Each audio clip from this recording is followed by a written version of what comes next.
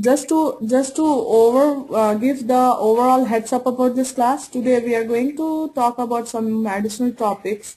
On the side note, we are also going to talk about the assignments, which is an outcome of the previous class in terms of the business process model and the UML, which is Unified Modeling Language. So we are going to review to see what needs to be improved, where exactly needs to be, everything we are going to talk about it. So first Ritul is going to go over his assignment. If you guys have any question, please feel free to jump on, showcase your concern, show your consensus, comments, everything is more than welcome. At the same time, I am going to unmute all of you. Keep your lines muted so that you can unmute yourself and ask the question whenever needed.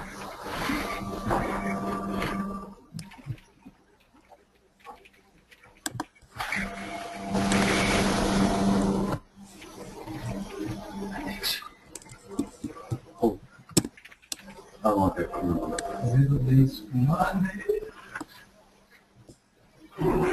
Yeah, please.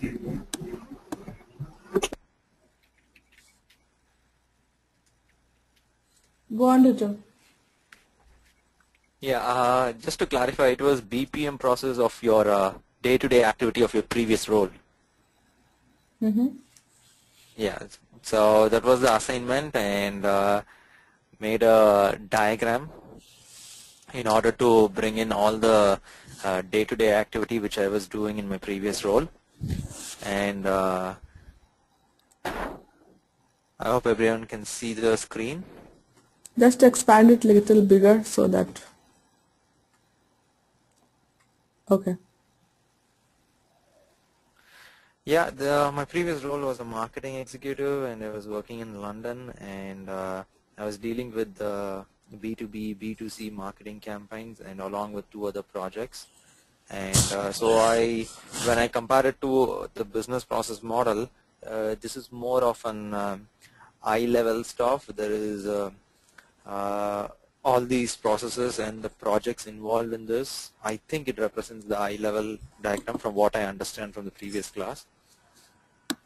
So first thing is B2B. In B2B marketing campaign, I lead the campaign with the retailers' clients, and it's got different tasks into it. I pitch client meetings, and the profit sharing agreements with retailers, and promotional activity for the brand. And the main clients were Asda, which is the name for Walmart in UK, and Tesco.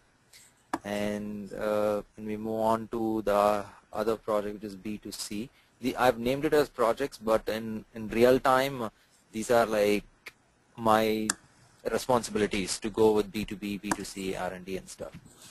And in B2C is like we have to design the offers for each product line, and target a community awareness for the product. The product which we were handling was flaxseed, and I thought if I include the details of the product, then it will be a low-level detail also included in it. But then I thought I'll keep this chart as just high-level business process model, and maybe I can do one more chart to bring in all the low-level details where each and every product and other details will be in that. So in B2C, we've got 2 main tasks which I did was mainly we had a non-consumer lineup, and we did a sampling campaign to that.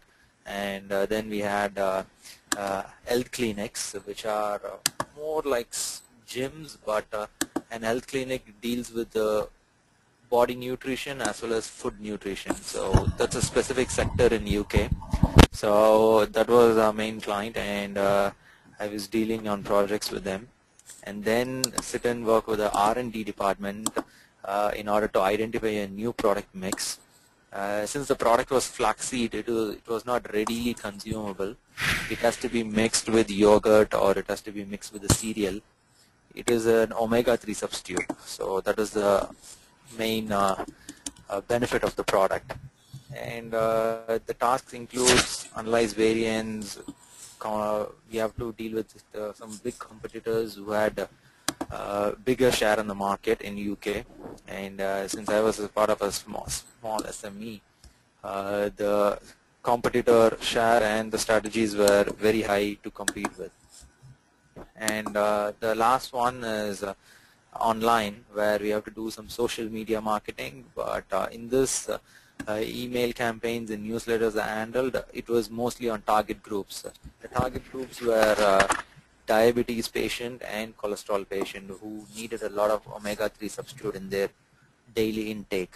So those were our target group online marketing scheme.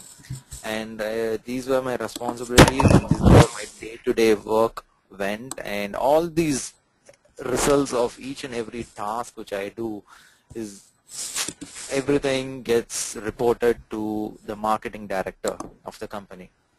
So since it was a small company, there were not many layers between me and the director, and we did have some outside companies, contract or consultant companies coming in to do the packaging and other design work. So this was more or less the eye-level BPM of my role. So, it was a great job what you did.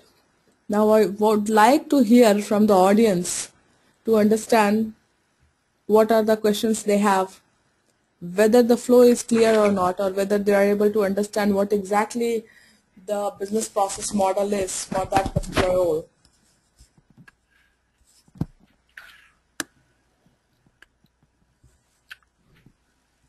Come on, guys.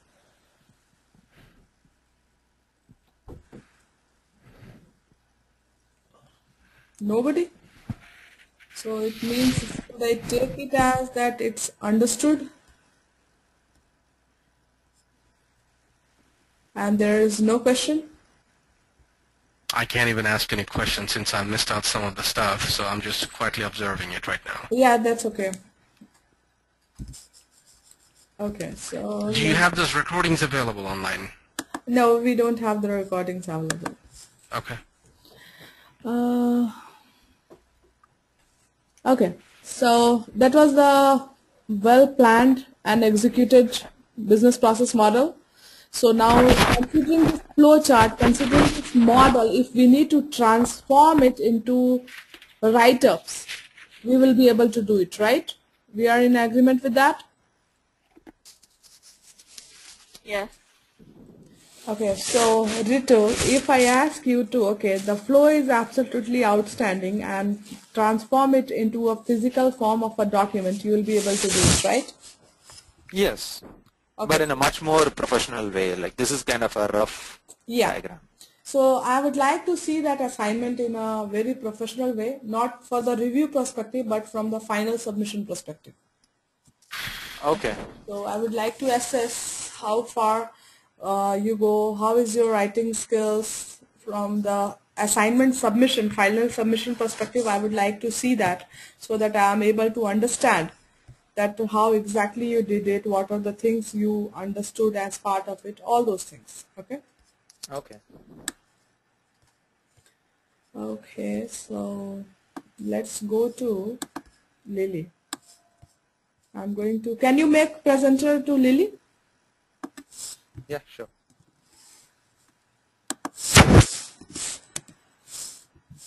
And then I'm going to unmute her. She is already unmuted, so just right click on her name and make her presenter.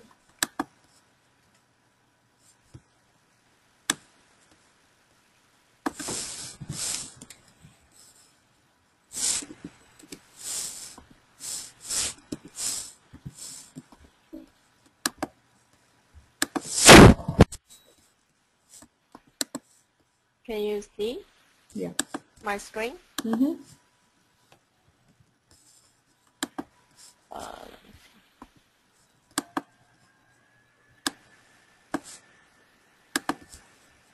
Is my screen showing you right now? Yeah.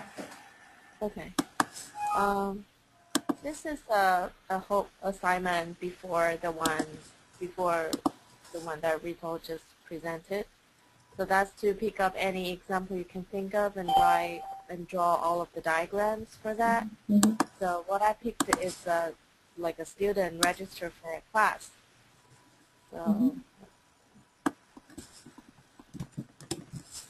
so for the so for the use case diagram, it's pretty simple. Like student and the registration class database.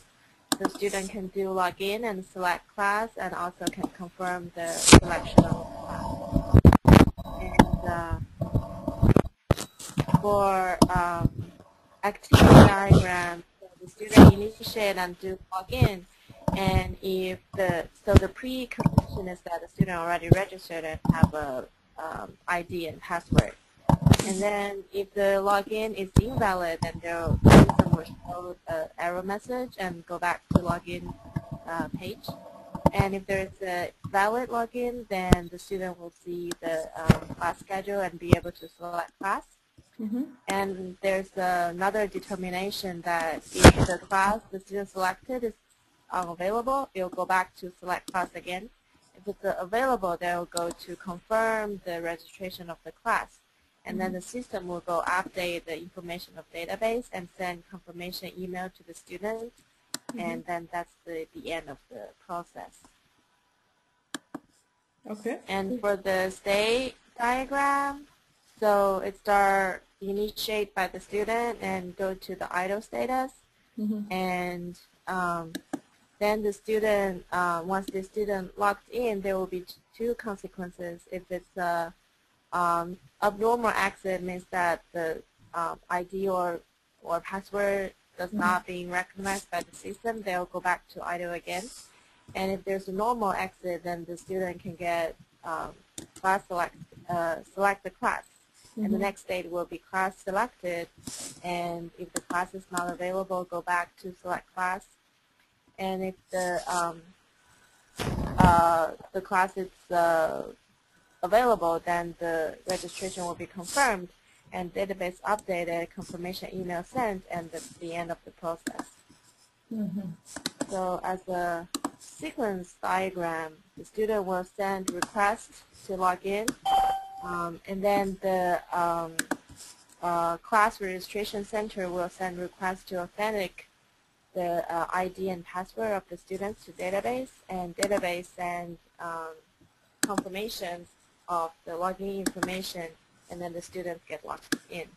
And then the students get to initiate the selecting the class, and the registration center check class availability from the database and send back to the confirmation to the availability of the selected class to the student.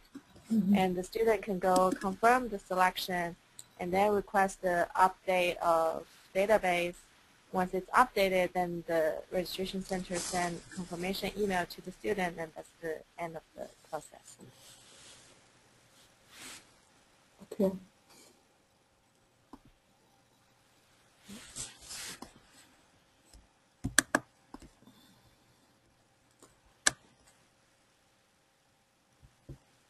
Okay. So any question on these diagrams? Yes, one second. Go on, please. I have two questions. One is an activity diagram. When the selected class is unavailable, what happens? It goes back to the decision box, and again it goes back. Oh, oh yeah, thanks. That's the arrow for the direction of the arrow. So you should go from the decision bar to the select class. So I wrote it the wrong way. Thanks for pointing that out.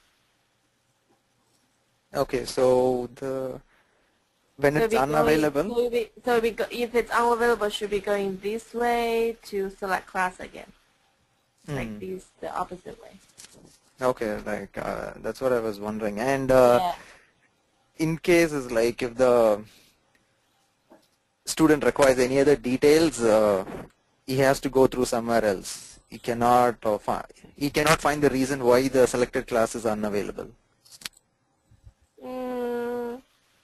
I didn't design that way. I just designed a simplified way. Of course, Okay. there will be extra steps like the student can look what's the reason, or the student can, even if it's available, the student can still edit the class they selected or draw up the class or add back.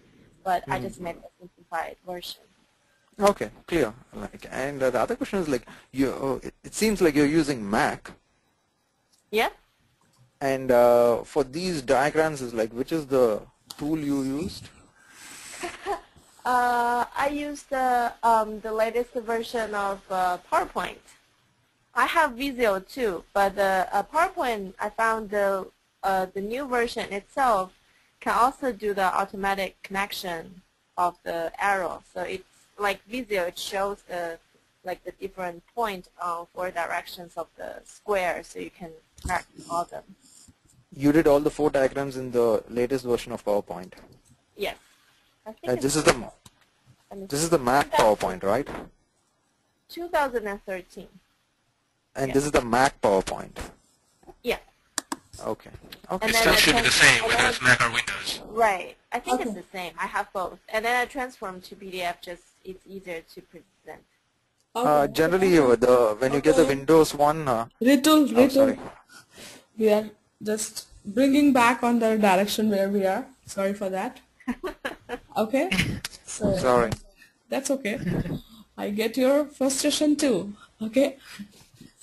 But we need to be focused on what we are doing. But we're expected to do this in Visio in the work Yes. environment, right? Exactly. Yes, that is the expectation, and if not, there are many more tools like Enterprise Architect, then you have Rational Rows, then you have Smart Draw. There are many more applications available in the market, but the suggestion is always the Visio is since most of the companies are on the Windows platform, and Yeah. Visio is compatible with Windows, so most probably you will be working, the primary tool would be given to you as a Visio. So it's I only liquid. have Visio on my PC because during my last round of class, because I'm repeating my class, that my Mac version already expired, and I was in a hurry, so I just do it in PowerPoint. That's okay, as long but as yeah, conceptually you are able to understand that, that's the main point, because Okay. tool is something don't make yourself so rigid about the tool, because co-op to co-op you are going to be working with different tools.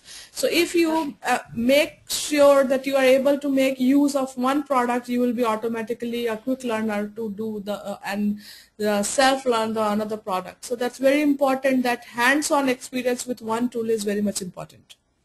Okay.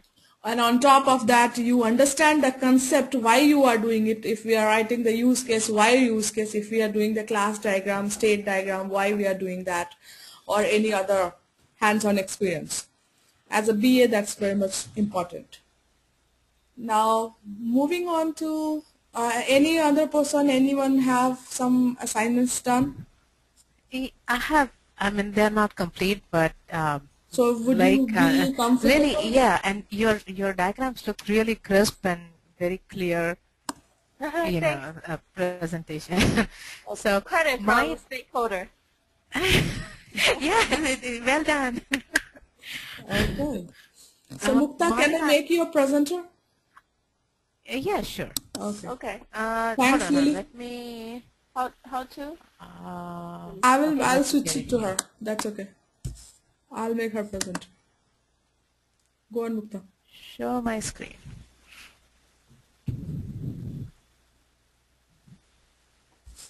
Okay, so mine is, and I had my Visio 13 had expired, so I had to uninstall and install Visio 2007. So, you know, didn't expect that, but That's and, okay.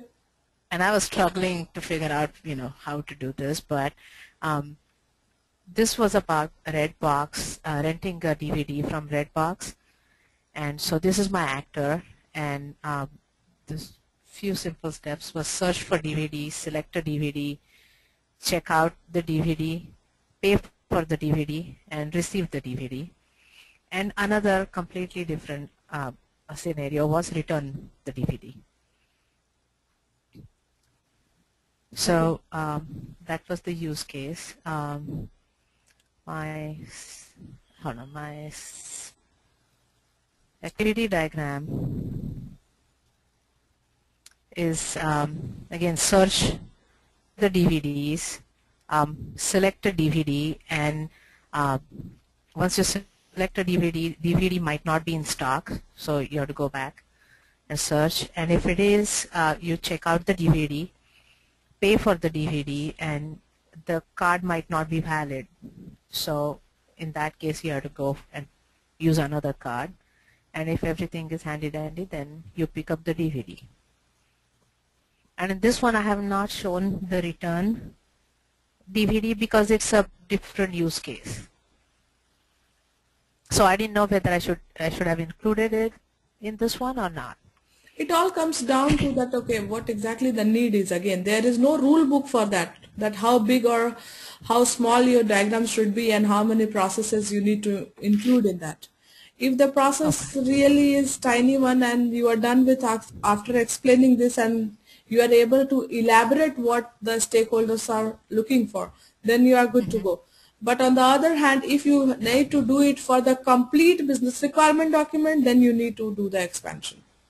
Okay, then if I had to do that, where would I put it in this diagram? Because it's an independent process. It has nothing to do with this. Pickup DVD. So should I just have another and... For the pickup DVD, you have a altogether separate requirement which is not linked, right? Correct. Correct. So tell me something. When you do the pickup DVD? Let's first understand that before you draw. When the DVD is paid off, or pickup is for the return, or pickup is... No, pickup is like pick it up from the box. So that is when the payment is done. Yes. Right. When I pick up the DVD, so that means it's a continuation of something. So that there is a dependency that unless you pay, you cannot pick up. Right. So when when the task gets over for the payment, then the process comes into the pickup DVD, right? Right. So this is one complete process, but I was talking about this other process that I had just shown in use case. This one, return a DVD. Like I pick up a DVD and then go home, keep it for 2 days or 1 day, and then I return. So this is a completely independent process, like a separate process. No, it's not. Go back, I will tell you how. So that's why I wasn't sure where to fit it. No, I'll or tell not, you. not. Follow me, okay? Uh-huh. You are a business analyst. I am the stakeholder. Both are working for the red box.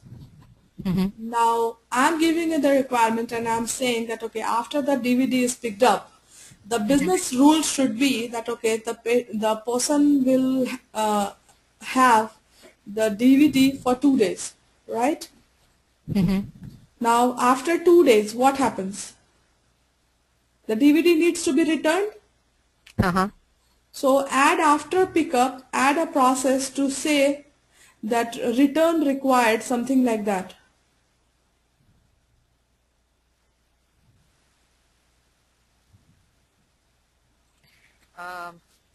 Or Return required in 2 days, something like that.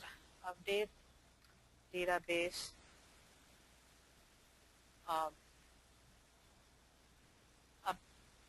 And it will be update database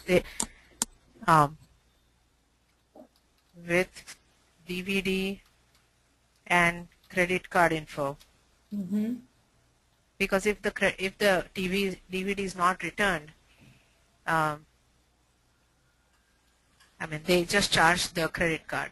Yeah, they will charge the additional amount, right? So right now, I mean, they will, if you don't return it at all, they will just charge whatever the fixed amount, $14.99 for the DVD. For the DVD, right? Yeah. So that is the end of the process. Means now it's up to you whether you keep it or leave it, right? Okay. So then that is the end of the process. So after pickup DVD, you can say that the workflow will be that generate a system alert, send an email to the customer stating. There is, yeah. No, I'm just saying that is the requirement I'm just adding. Oh, you're adding, okay, because Okay. you, okay. Yeah, I'm just saying that think from the, you are working on the application which will be used from which side? From the end client side or from the store perspective? From the from the store perspective, So you from need to, Redbox. yeah, from Yeah. the red box perspective. So you are working for an employer. You are not a end client. You are not writing a No. requirement from the end client. So it's always important for you to think Uh-huh. which side of the boat you are. And then only you Okay. will be able to relate yourself and do the complete requirement and the flow. Okay. Don't switch your sides. That today this side, tomorrow that side while writing the requirement. That's very much important. Okay. So if you are working So, from the so, red box perspective, it would be pick up uh-huh, DVD. After the uh-huh, pickup is done, then there is a uh-huh, lag for 2 days uh-huh, or 1 day, whatever is the cycle period. uh-huh, You can put a decision box after pickup DVD. uh-huh, And you can say DVD returned. If yes, update inventory. If uh-huh. no, charge the credit card and Oh, update okay. the database. Okay. Make sense? Makes sense. Okay. I'll update it next time. And Okay. then, the sequence diagram, I, Okay, hold it's on. not Before you complete. move on, is everyone on the same page? From the red box perspective, the diagram what we just talked about, does that complete the process? Or do you guys have any suggestion which needs to be considered as part of it?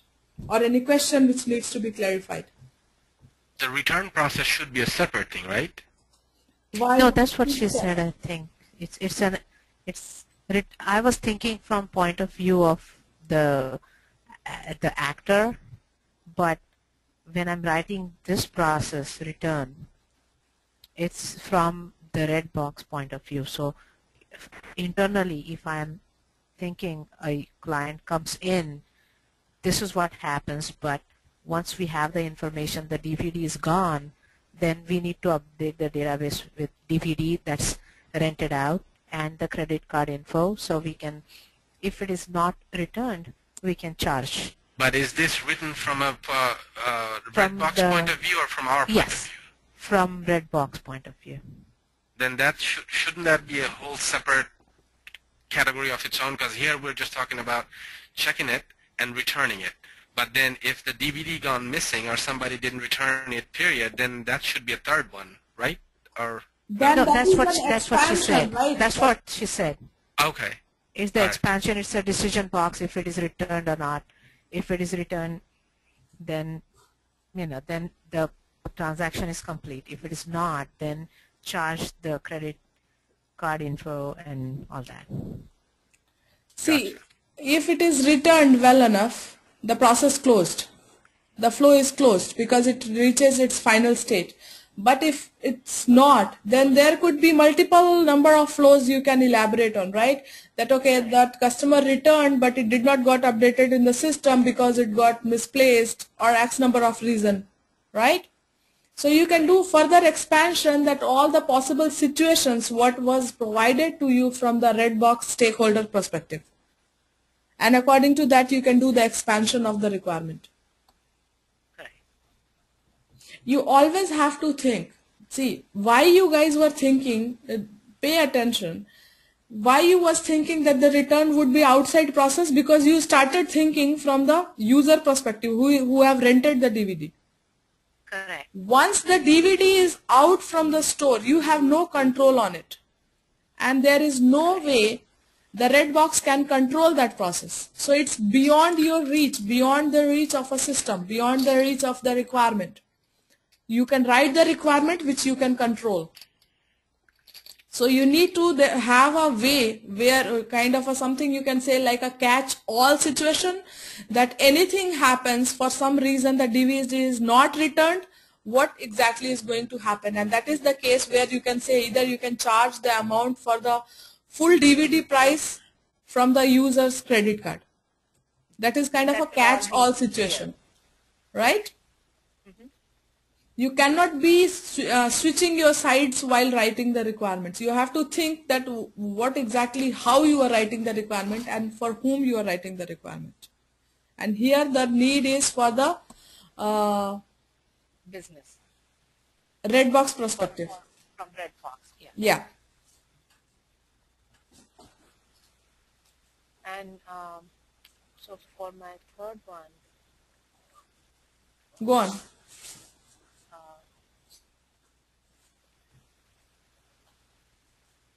Can you maximize your window? yeah, I can't seem to be able to move it.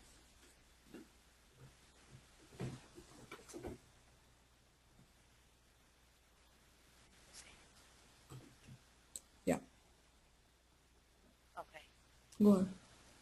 So here in Actor 1 searches DVDs and the DVD list is presented.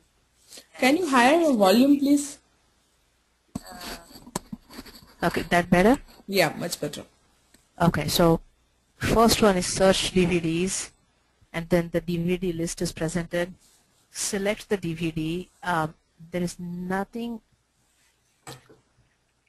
I wasn't sure if there is anything that goes back from Redbox machine because it's just a selection, and then checks the customer checks out the DVDs. Okay, so DVD. hold on there.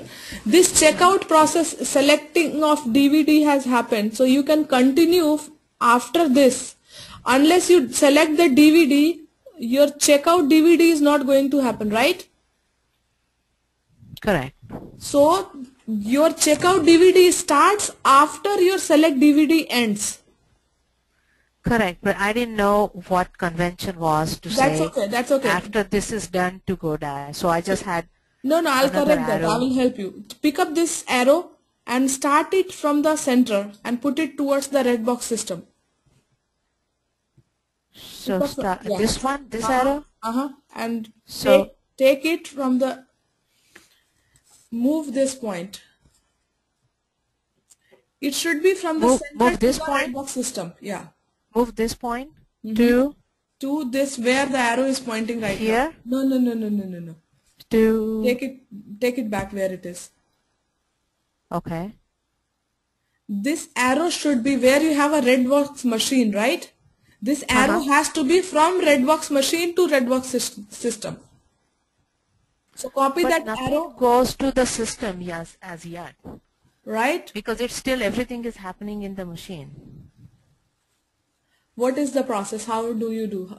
You go to it's like a vending machine. So you go to Redbox and you browse through the DVDs and you select a DVD and you put it in the checkout, and then once it is in the checkout, you pay for the DVD, and then it goes to the credit card validation to the system, the Redbox system. So it okay, so in this case, what is happening? When you do the select DVD, the system prompts you for the checkout DVD, right?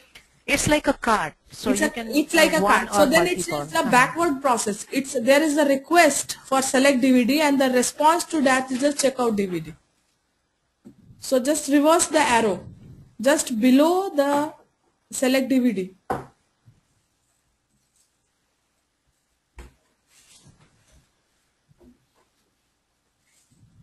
This one? Yeah. So now you did that. So now you see, follow the trend, how it is. You select the DVD. So select DVD, you check out the DVD, then you pay for it. Okay. So now the flow is flowing. Right. Okay.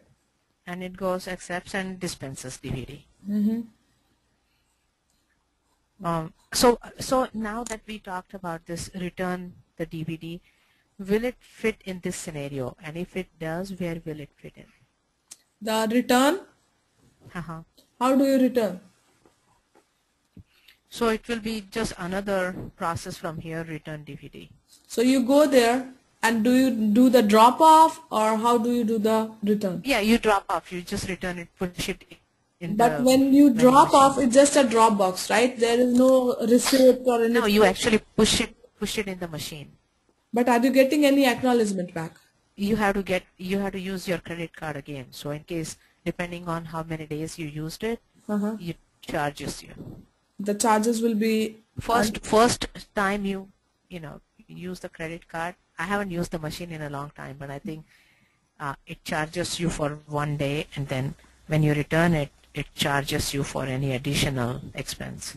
so if you Like have not if you used keep it it, for 2 days, if you keep it for 2 days, 3 days, then those additional days it charges when you return the DVD. so let's take an example and consider that before you return, when you return, you have to insert your card. So how the process starts? First you insert your card, then put the DVD into the machine, and then the system allows you to take off your card, right? Yeah, something like So that. then Yes. it would, and the return process starts where? The return process starts again from the starting point. The starting point starts where you say that, okay, return DVD.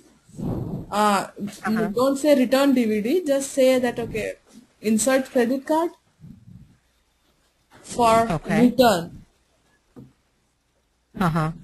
Then there is a lifetime where the system will validate the credit card. So it is going to just tell you that how exactly the credit So card it's something like validation is this. happening. Uh-huh. So that process is same, right? Yes. For the return DVD. Yes. Uh-huh. So that's how you are going to Okay. update it. All right. Okay. Yeah. Well done. And Any sorry, but I question didn't on get a this? chance to. Hold on. Any question, folks? Or any I have a silly suggestion? question. Go on. Question is, when do we use the solid arrow versus the dotted arrow? When it's a response of something, then automatically it will make the solid arrow to a dotted arrow. You see there, search DVD is a request, and then the system responds with the DVD list. So whenever you are using under the same, this is the activator, okay? For the same activator, the moment you have one arrow pointing on the right hand side and another next one you are pointing the arrow opposite side, automatically it will make it as a dotted arrow. Gotcha. Okay. So Thanks. one is a request, another one is a response to that. And It typically means that, like, the response is the dotted line. Yes. Okay. Gotcha. Okay, sorry it means Mukta. that in the red box machine that you need to be same rectangular box, so you automatically do from solid to dash line. Because what she draw is not starting from the, it's separated bars, so that's why it's solid. Sorry, I lost you. It was Lily, right? Yes. Sorry, could you repeat that, I Lily? said because the bar in the middle of the machine, it should draw in the separated two bars. Oh, okay, okay. So if it's the same bar, it'll be like automatic, right? From solid to dash line. Okay. Oh, yeah, yeah. But either case, this is acceptable. Either case, you can go do it in that way also, you can do it in this way also. Okay, so that there is nothing which is kind of a hard and fast rule. See, these diagrams which you are looking, these are the very simple flow where you are, whatever means, everything is based on the assumptions you are doing, right? Assumptions in the sense, these things are already in place. So you are not pretty much aware of all the implications of the requirement. So if you are not looking at the implication of the requirements, you will have limited hands-on the requirement. So once you will do the real-time requirement, you will see how many directions you can go into and how many back and forth you will have on this. So that's why I always say you need to make a decision where you will do the sequence diagram and where you have a need for the activity diagram or a basic flow chart, and that would be the right time when you need to make a decision that how do you want to proceed and which diagram is going to see. Always better to start off with the piece of paper so that you can, because see, when you directly start working on with the tool and everything, what happens? Okay, that is the I'm giving you the experience, okay? Maybe some people will be very good at that, but if you are struggling, then it's better to start off with a piece of paper and try to take your thoughts on the piece of paper. If you put your thoughts on the paper, you will know that, okay, what is the starting point? Because always to start something takes time and it's difficult to understand that. So it's very much important to get the right starting point and then do it. Then you can make as many as corrections you want and the revisions. You can do it. But if not, then you can directly do it the way you want. Okay. Coming back to this diagram. Any other questions?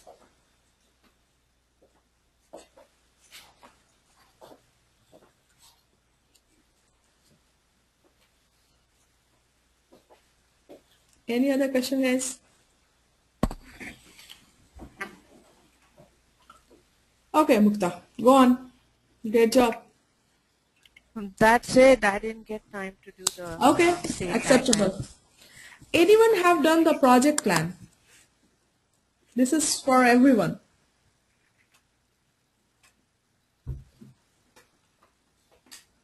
Any draft project plan anyone was able to put together?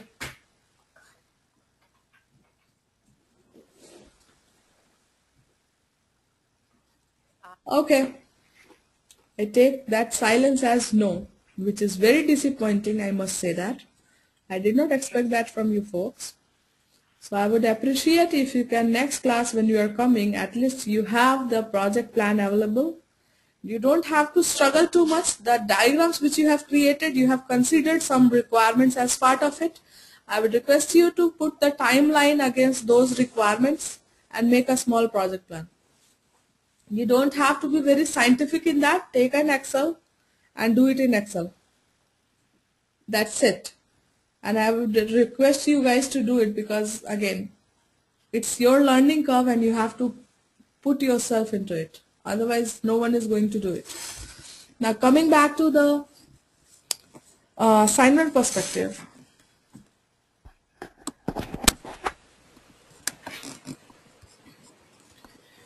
So this is the new topic which I wanted to talk about, and there are some more topics which we will discuss. But this is process improvement. Process improvement is something, when I say, what comes to your mind? Anyone? What exactly the process improvement is all about? Enhancing the existing process. Exactly. So when we say process improvement, always think about it is not something which is happening, which have a very firm start and an end date.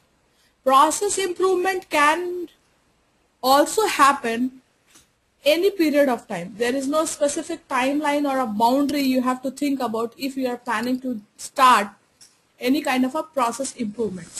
So as we see here,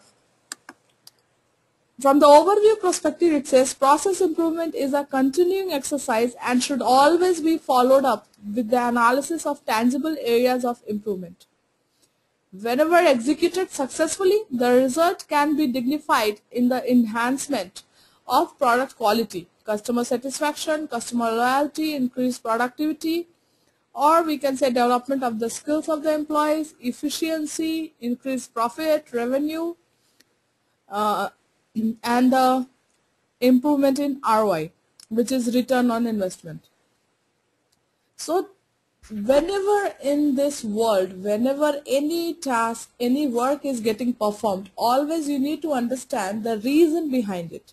Why that work is getting done, why we are doing that, what is the final outcome we are going to achieve, what exactly is the value, what is the value gain the process is going to give, what is the business value, what is the business perspective. We need to think about all these areas, and that is the way you are going to understand the real essence of business improvement, that okay, whatever you are going to do, what value it is going to give. In a simple term, think about it. Let's take the automobile example. In automobile industry, also think about it, why there are different models and they are paying so much of attention of that how many miles. You always look for how many gallon, like if it is the 3.2, 3.5 liter, what kind of a mileage the car is giving. You always think about it from the automobile perspective. So the manufacturer has to think what exactly, before they launch any new model, they need to do some market research and assessment to see what kind of a process improvement they need to make before they launch a new product. And that new product will be outcome of this process improvement. In the same way, when we are talking in an IT world, think about, we have telecom, retail, all these different areas. Every sector have some kind of a process improvement processes in place. And why do you do that? They do it to make their future better. So they are moving towards betterment. But at the same time, is it safe to say that process improvement is going to end in a better product? Not necessarily. We cannot say 100% of the time, because sometimes even though you started with all the due diligence and you did all the background work, you find out all the risk and the associated parameters, you have put together all the gadgets properly, but there could be some outstanding risk or something which is just going to shut it down. When that happens, then what you do? Then there is no value. You have to stop it, you have to stop it. There is nothing which can be done.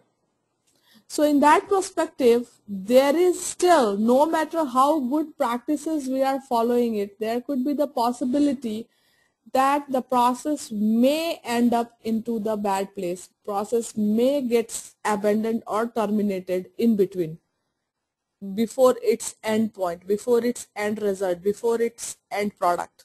So there is a possibility, and there are chances when the process can be terminated in between. So there is both side of it. Now moving on to this, what exactly it says. As you see here, first plan, then do, then check, means verification and the validation, and then act. So this act, you can think in both ways. Your act can happen before you plan, and then you do it and then check it, and then it goes back. If everything good, then you go out. If there is something, again you do the management review, that is your act, means you take it to the board, let them review it, let them understand it, okay, what are the pros, what are the cons, the determination, the decision factor needs to be involved in that, and according to that the decision will be taken. Based on the decision, you will do the planning. And the planning, these are from one example from the energy world. But when the planning is done, based on your planning is what? Your strategy, how you are going to tackle that, how you are going to act on the things which you have planned for. So you do the planning. Once the planning means what? Let's say you have to travel for the vacation, or you have to go for the business trip. Based on that plan, you are based on that decision, based on that final outcome, you are going to make a plan that, okay, you are going to go by road, you are going to go by train, you are going to take a flight.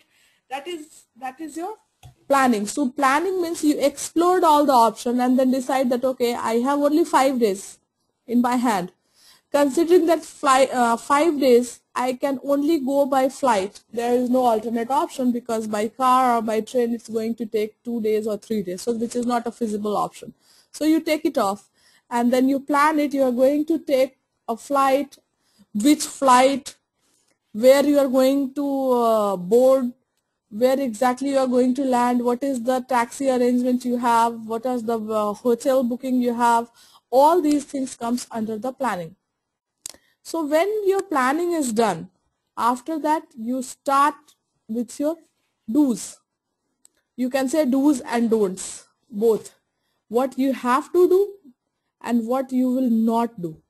So now you start working on all the actions item, that is your do's. Then the checkpoint is what? The checkpoint is validation. Okay, validation means what? You just look through the schedule of the flight and evaluate that check the reviews to see that okay how good the flights are, whether it is always on time or not. All these things are validation processes. And according to that checkpoint, that's why I am saying that this checkpoint is the verification as well as validation. So you verify the piece of information which you have gathered from different sources. But at the same time, you need to validate also to make sure whether the piece of information which you have received is right or wrong. So checkpoint is your verification as well as validation both. It's not a single place. Again, based on that, if you reach the final, if you gain that final product, what you was looking for, what you targeted for, the process ends. If not, again you take it for the action. You look it through, you try to analyze it, where exactly the mistakes you have done, and according to that again it goes for your planning. Based on the new outcomes, new results, new improvements, you go for the plan, and again the cycle goes on. This is exactly what it is. Now, when we talk about the process improvement, there are many more ways you can do the process improvement. So the tools and the techniques most commonly used in process improvements are process mapping, flowchart, force field analysis, cause and effect diagram. There are many more. It's not limited to what you see over here. But we are going to talk about one of the diagram, one of the example as part of the process improvement, so that at least you understand in detail what exactly it is and how it is done from the methodology perspective. So the diagram which we are going to talk about is cause and effect diagram, which is a very popular way to look through the process improvement. So before we get into the theoretical side of it, just look at the diagram and pay attention to it, what exactly it is. So this is your problem. These are all the factors which can impact, which is impacting your problem, and then these are the branchings which you see is the effect. So see here, a useful way of mapping the input that affect quality is the cause and effect diagram, also known as Ishikawa or fishbone diagram. Why it is fishbone? As you see, these are kind of a fishbone structure. So it is also called as Ishikawa, and also it is known as fishbone diagram. So no matter whether someone is referring as cause and effect, fishbone or Ishikawa, all means the same. All is pointing to the exactly same diagram, and there is no alternative way to do this. This is exactly how you are going to do it. So as it says, it's a useful technique for opening up thinking in problem solving. The effect or the problem being inspected is shown at the end of the horizontal arrow. Possible causes are then shown as labeled arrows entering the main cause arrow. Entering the main cause arrow. What is the main cause arrow? This is the green line is the main cause. Each arrow may have other arrows entering it as principal cause, or factors are reduced to their sub-causes. Brainstorming can be effectively used to generate the cause and sub-causes. So see here. This is the root statement. This is the root cause. Okay, this is the problem statement what we have. When you start analyzing the problems, you need to see what are the different factors which are impacting it. You could have some factors which are kind of a branching, like okay, think about it.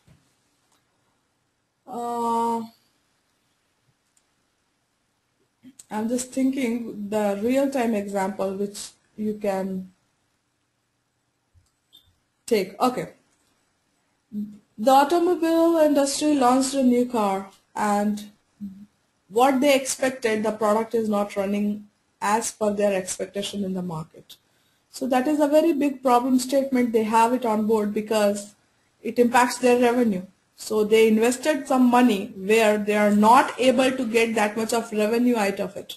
So then what exactly the problem? So that to analyze that problem, you bring the team on board, all the stakeholders on board. You identify the problem. There could be many more problems. So each of the base problem you have to do this cause and effect analysis. So let's say the first problem is the battery. The car battery is a major problem for that particular product. So that is, you identify it. Now, if you go one level up, let's say the car is not doing so good in the market. That is the main problem. When you started analyzing, let's say the battery is the problem, the emission is not that great, that is the problem, because these days people are paying a lot of attention to the emission. Emission means that, okay, how greener the car is, how good for the environment the car is. So let's say that we have two major factors or concerns why people are not buying the car. So this is the problem statement, is people are not buying the car.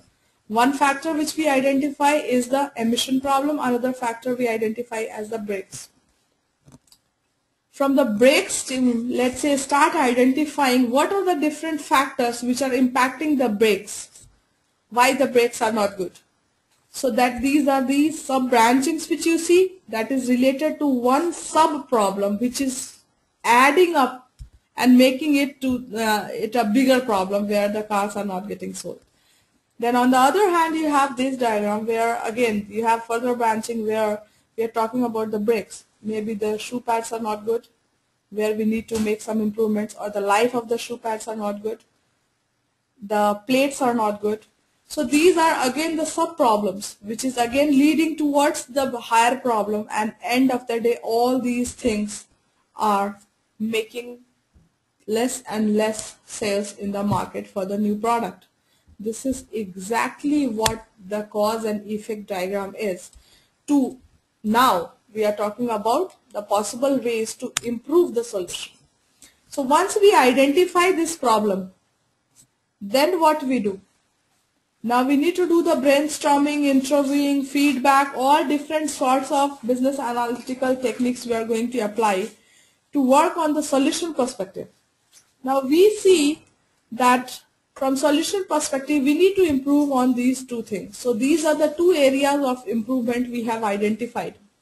So now we are going to work on the process improvement for the brakes and the process improvement from the battery perspective. And those are the effective ways we are going to generate and find out that, okay, how we are going to improve that process, how we are going to correct that, and how it is going to impact the return on investment so that the car can generate more and more revenues.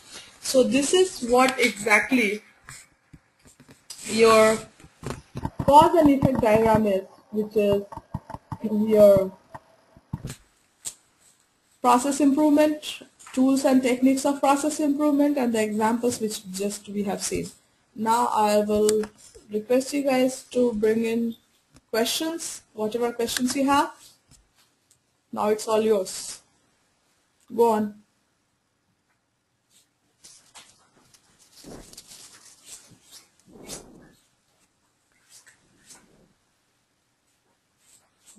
Hello. Yeah. Shushmita, the effect in this diagram, does it mean the consequences you face on the problem? Why the problem is?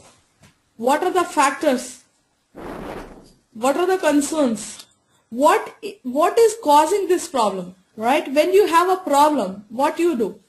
You try to find out the reason behind it, right? You do the root cause analysis. So the fishbone diagram is all about finding the root cause. Yes. And in case of, like, if one problem has got multiple root causes, or if it is interlinked, like in the car thing, if you tell, like, maybe there is an engine problem, but that is interlinked with too many things. So what will happen? Let's say engine problem. You identify that a separate link, right? Because the engine is a separate entity as compared to the battery. It's a separate part, right? Okay. So identify that inside the engine also you could have that, okay, out of inside engine there are 5 parts. Out of 5 there is only one which is causing the problem. Right?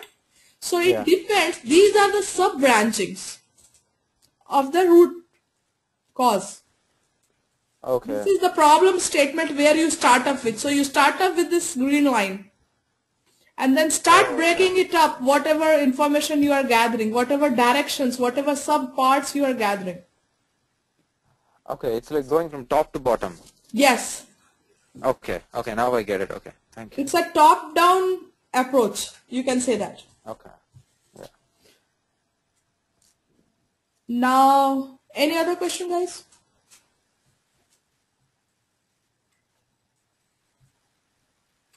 Okay, then if you don't have any questions, Earlier, okay, go on. earlier you had certain keywords on the screen that process improvement, process mapping.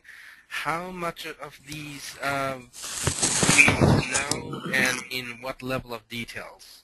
See, process improvement is as it says, it's not something which is very It's just a specific. concept, right? It's a concept which you need to understand. And this is And an then the same ongoing applies for mapping process. then. Sorry?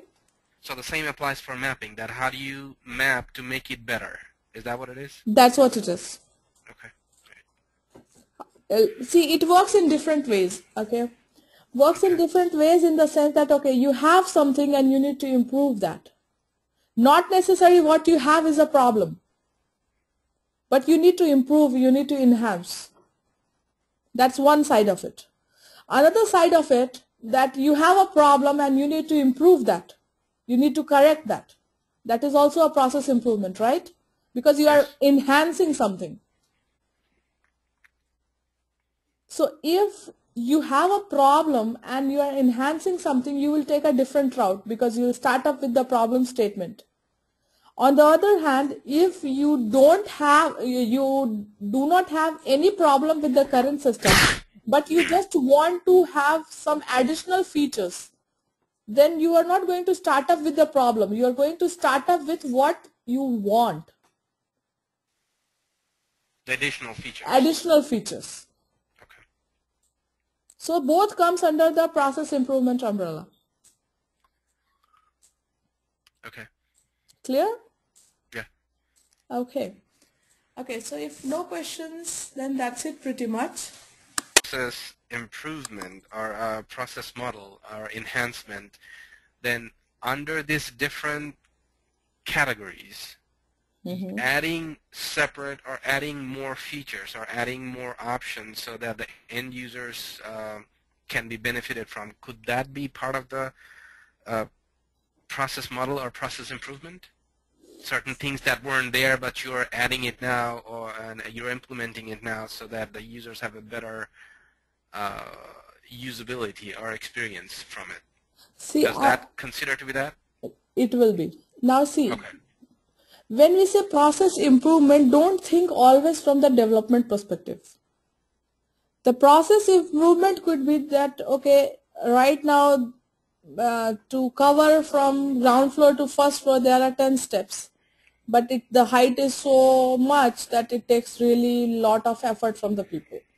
So just by reducing the size of the steps and increasing the size of the steps may lead to comfort of the employees. That is also a process improvement. Now today all the documents comes via fax. Going forward, if you just add the scanner and say that, okay, after all the faxes are received, scan it and save it on the server. That is also a process improvement. You didn't do any development, but you just added the system. Then today, let's say there is a data entry operator. Now the data entry operator perspective, whatever workflow that person is doing it on day-to-day basis, you added 3 more steps, or maybe you removed 2 of the steps what he does on day-to-day basis. Now that is also a process improvement. So the process improvement is not necessarily just an enhancement from the development perspective or from the hardware or software perspective. The process improvement could be any work, any piece of work, any workflow improvement which is going to help the end user on day-to-day work basis. So if it is just the DEX level workflow update, that is also a process improvement. Means whatever way you can improve the current process, current system is treated as process improvement. So it's not only adding, it could be subtracting also. It could be subtracting as well. Okay. We are good so far? Yep. Okay, good. But the process models are likely to have value in their own right, as they will be used by business stakeholders for training and coordination of activities. So as you see, when you create a model, it always simplifies the work. Anytime you are trying to train people on many more theoretical pages rather than just explaining them 200 pages, it always helps the user to understand that 2 pages as compared to you have given big lectures on 200 pages. The image, the impression on their mind will always be for those 2 pages. They are not going to remember those 200 pages of lecture. So the process model helps a lot. So if you are creating any improvement plan depending upon the need of it, if you just keep the model, the diagrammatic model, I'm talking about pictorial representation, that leaves lot of room for the clarity and gives image which people are able to retain it in their mind and remember that. So it is that human concept that they tend to remember more visual thing as compared to the theoretical things. Now let's talk about the disadvantages. From the process model perspective, think about it can become extremely complex and unwieldy if not structured carefully. Complex processes may involve enough activities and roles to make them almost impossible for a single individual to understand. So now it is talking about sometime when you are working on these type of improvements and trying to create a model, things are so interlinked that it's really very hard for people, one person to understand A to Z. So you have to break it and you have to divide it into units. Units means that one functionality at once and make it more manageable so that people are able to follow it. Otherwise, so many linkages you have in and out, you just gets lost, and it happens. It happens a lot. Like for example, if you're looking at the entity relationship diagram, there is something called entity relationship diagram from the database perspective. Sometimes the arrows goes way beyond even you can count it. The relationship between the tables. So what you do? You divide it like, okay, all the employee related tables on one module, all the department related table in another module, on the finance related things in one module. So now you are structuring it. So that is, sometimes it is a disadvantage that when you are trying to do a model and you need to represent everything under one umbrella, it becomes so complex that it just loses its value. Then problem in a process cannot always be identified by looking at the model. It is usually necessary to engage stakeholders directly to find problem they have encountered while working with a process. So what it's saying that even though you have a very good model in place, but not necessarily if you are trying to analyze the problem, you will just look at the diagram or look at the model and it will help you understand what the problem is. Not necessarily, it's not going to happen. So it's always recommended, wherever you find a problem, always pull the stakeholders on board and update them what the problem is, maybe written, oral, verbal, whatever type of communication. Engage them so that they will give you the starting point where to start off with the problem. And that is a very big thing, because then you know what exactly the area, how bigger the scope of the problem could be possibly. Not necessarily 100% of the time it will be very clear that this is the only area you need to look for from the scope perspective. Sometimes it goes beyond, but at least the starting point you will find it with the help of the stakeholder to identify, to analyze the problem and work with it. So these are the disadvantages you may see as part of the process model.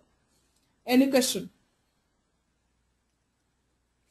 Would it not be a safer shot to apart from the verbal communication with the stakeholders, also to have a paper trail that this is what we have relayed to you so that stakeholder cannot come back to you and try to blame you that, no, this is not what I said or this is not what you said? Is it See, not recommended? Which stakeholders are good for doing that very likely? always in the IT world, always written communication is always recommended. Always direct communication and the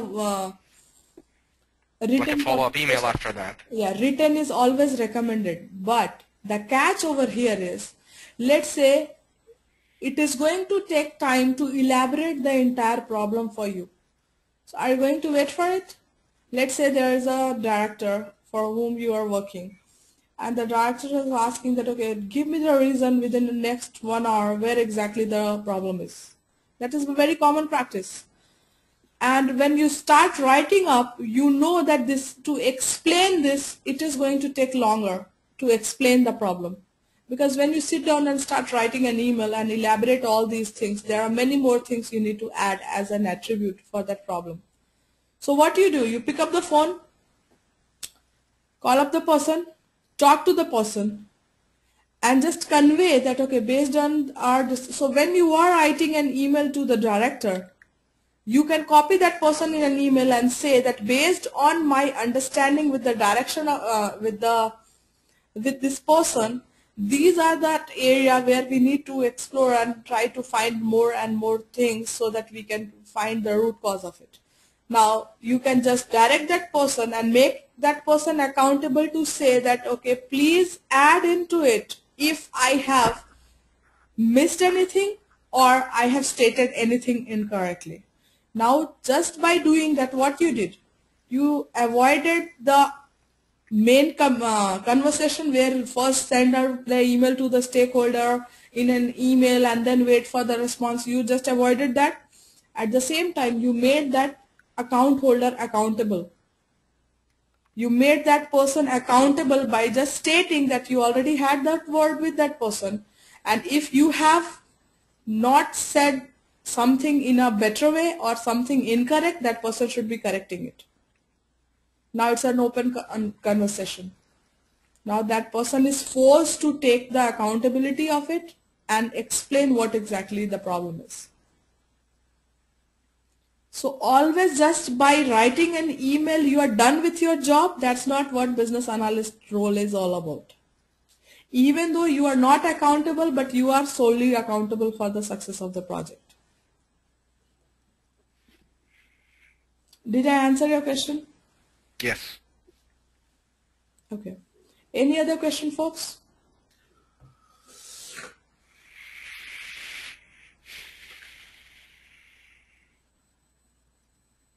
Okay. Now this is, do you guys want me to go over this or we are good with it? Just I'll give you a few minutes to read it through and tell me what you are not able to understand about this paragraph.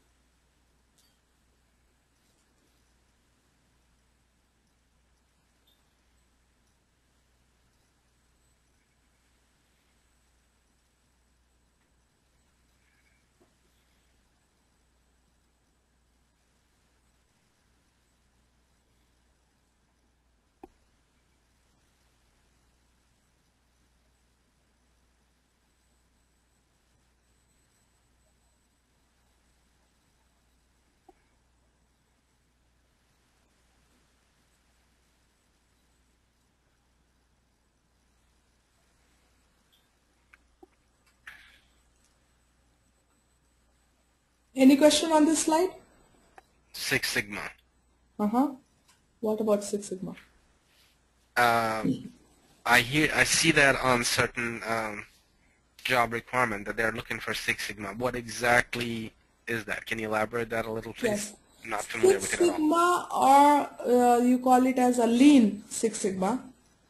This is the process improvement way. When I say process improvement, then don't think about the IT domain.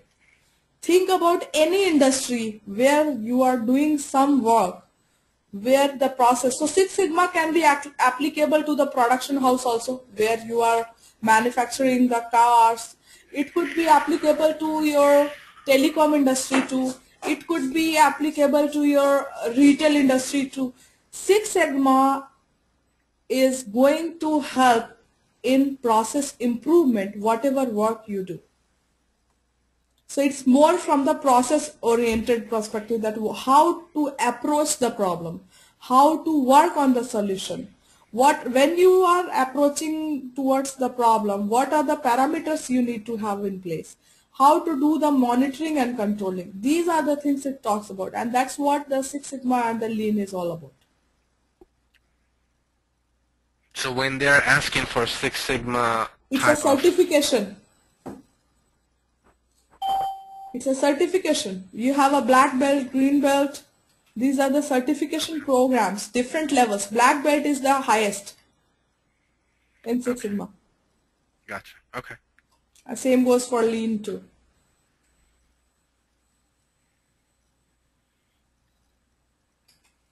Any other question, folks?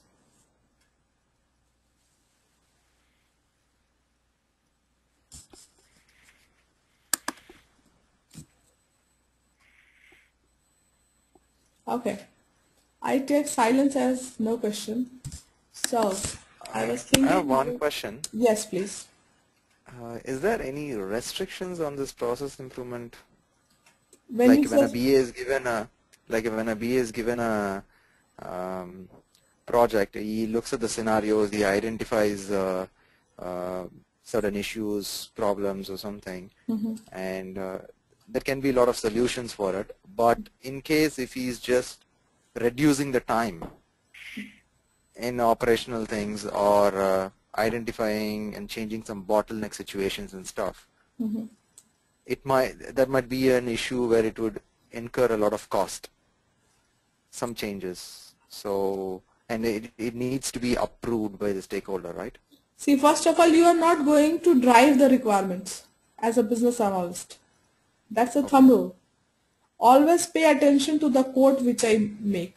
The quote is, BA or business analyst is the author for the requirement. The business analyst is not an owner of the requirement. So when you don't have the ownership for anything, you cannot be directing it. You can make recommendations, you can make suggestions, but again it's up to the stakeholders to take it or ignore it. So the time reduction part which you're talking about, it could be your suggestion. It may or may not work, but you recommend it. That's good. But at the same time, the assessment and the answer that needs to come from the stakeholder to say whether that is the right call or a wrong call. So because they are the owners, they need to tell you whether your call is right or your call is wrong, whether they can go that route or whether they cannot go that route. So call is theirs. They need to make a call. Did you get that, Ritu? Yeah, I get it. Thank you. Always remember, no matter how much accountable people are making you for the requirement, you are not accountable. You are responsible to make sure the requirement is complete.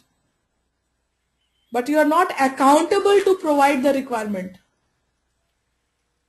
There is difference between the accountable and responsible.